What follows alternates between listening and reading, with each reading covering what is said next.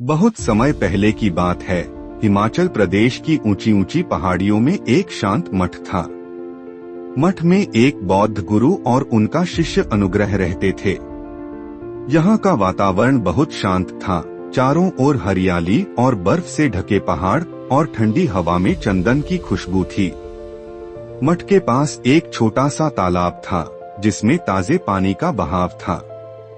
पूरा वातावरण दिल को शांति देने वाला था। अनुग्रह एक समझदार और गहरे विचारों वाला शिष्य था, लेकिन कुछ दिनों से वह परेशान और उदास दिखाई दे रहा था। उसका मन चंचल था, जैसे वह किसी विचार में खोया हुआ हो। गुरुजी को इसकी वजह समझ में आ गई थी, लेकिन वह अनुग्रह को अपनी समस्याओं का हल खुद ढूंढने का अवसर देना चाहते थे। एक दिन जब वे गुरुजी के साथ चाय पी रहे थे, अनुग्रह ने चुपके से पूछा, गुरुजी, क्या मैं आपसे एक सवाल पूछ सकता हूँ? गुरुजी मुस्कुराए और कहा, बिल्कुल बेटा, सवाल ही तो ज्ञान का रास्ता है। जो सवाल पूछता है वही आगे बढ़ता है।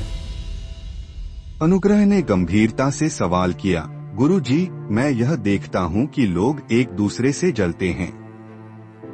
जब कोई किसी दूसरे की तरक्की देखता है तो उसका दिल दुखता है। क्या कारण है ऐसा होने का? गुरुजी कुछ समय तक शांत रहे। उन्होंने गहरी सांस ली और फिर बोले, यह एक दिलचस्प सवाल है। इसका जवाब तुम्हें कल मिलेगा जब हम जंगल में जाएंगे। वहीं पर तुम्हें इसका उत्तर मिल जाएगा। अगले दिन सुबह सुबह गुरुजी और अनुग्रह जंगल की ओर चल पड़े। रास्ते में दोनों के साथ हिमालय की बर्फ से ढकी चोटियां और जंगल का शांत वातावरण था। वह दोनों एक घने जंगल में पहुंचे। वहां के पेड़ पौधे हरे भरे थे और पक्षी अपनी मीठी आवाजों में गा रहे थे। लेकिन अचानक एक जगह ऐसी आई जहां पूरा जंगल जलकर राख हो चुका था। चारों ओर जलने के निशान थे। गुरुजी ने एक जले हुए पेड़ की ओर इशारा किया और पूछा, बेटा, क्या तुम बता सकते हो कि यह पेड़ क्यों जल गया? अनुग्रह ने देखा और बोला, शायद आग किसी ने लगाई होगी। गुरुजी मुस्कुराए और बोले, नहीं, यह पेड़ खुद से नहीं जल सकता था। यह पास की झाड़ियों से फैलकर आया।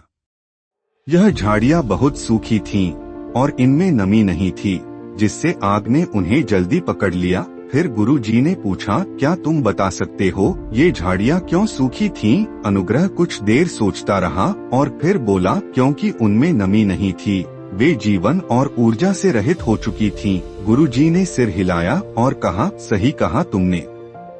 ये झाड़ियां इसीलिए जल गईं क्योंकि उनके पास जीवन की शक्ति नहीं थी। गुरुजी ने फिर गंभीर होकर कहा, बेटा, जब मन में संतोष, प्रेम और आत्मविश्वास की कमी होती है तो इंसान भी ऐसे सूखी झाड़ियों जैसा हो जाता है। जब किसी का मन सूखा होता है तो उसे दूसरों की खुशियां जलती हैं। उस स्थिति में वह दूसरों के लिए अच्छा महसूस नहीं कर पाता और उनकी सफलता उसे चुभने लगती है। यही जलन है, गुरुजी ने आगे कहा। इसी प्रकार जैसे यह झाड़ियां दूसरों की आग से जल गईं, वैसे ही बिना आत्मसंतोष के आदमी भी दूसरों के छोटे छोटे कारणों से जलता रहता है और अंत में वह खुद भी जलकर राख हो जाता है। अनुग्रह चुपचाप सुन रहा था। उसकी आंखों में गहरे विचार थे। गुरुजी ने धीरे से कहा, जो व्यक्ति अपने भीतर की शक्ति को जानता है, जो खुद को समझता है, वह कभी दूसरों से जलता नहीं। वह जानता है कि हर किसी का समय अलग होता है, जैसे सूरज और चांद का समय अलग होता है। कुछ देर बाद गुरुजी और अनुग्रह एक झरने के पास पहुँचे। झरने का पानी साफ और ठंडा था और उसकी आवाज बहुत शांति देने वाली थी। गुरुजी ने झरने के पानी में देखा और बोले, देखो इस झरने को, यह जल भी शांत है, ठंडा है और सबको शांति प्रदान करता है।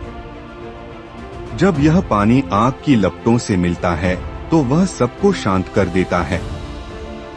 अगर इंसान का मन भी ऐसा निर्मल और शुद्ध हो तो उसमें जलन की कोई जगह नहीं होती। अनुग्रह ने गहरी सांस ली और झरने का पानी पिया। उसे अब सब कुछ समझ में आ गया था। उसने गुरुजी से कहा, गुरुजी, अब मुझे समझ में आ गया, जलन दूसरों से नहीं बल्कि हमारे भीतर की खाली जगह से आती है।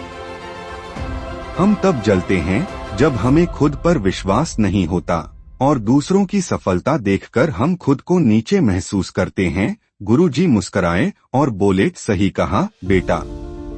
जब तुम अपनी यात्रा को समझोगे, जब तुम खुद से प्रेम करोगे, तब दूसरों की सफलता से जलने की बजाय तुम उनसे प्रेरणा लोगे।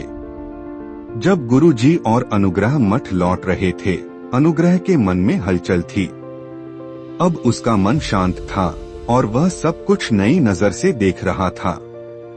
वह समझ गया था कि जब इंसान अपने मन को संतोष और प्रेम से भरता है तो वह किसी से भी जलता नहीं है। वह दूसरों के साथ सहानुभूति और प्रेरणा महसूस करता है। अनुग्रह के दिल में एक नई रोशनी थी। अब वह समझ गया था, जो व्यक्ति खुद से प्रेम करता है, जो अपने भीतर की शक्ति को जानता है, वही दूसरों से जलने के बजाय उनसे सीखता है। वह कभी भी खुद को नीचे नहीं महसूस करता। सीख जलन हमारी कमजोरी का संकेत नहीं होती, बल्कि यह हमारे भीतर की खाली जगह का संकेत होती है। जब हम खुद को स्वीकार करते हैं, खुद से प्रेम करते हैं और संतुष्ट रहते हैं, तो हम खुद एक दीपक बन जाते हैं जो खुद जलता है लेकिन दूसरों को रोशनी देता है।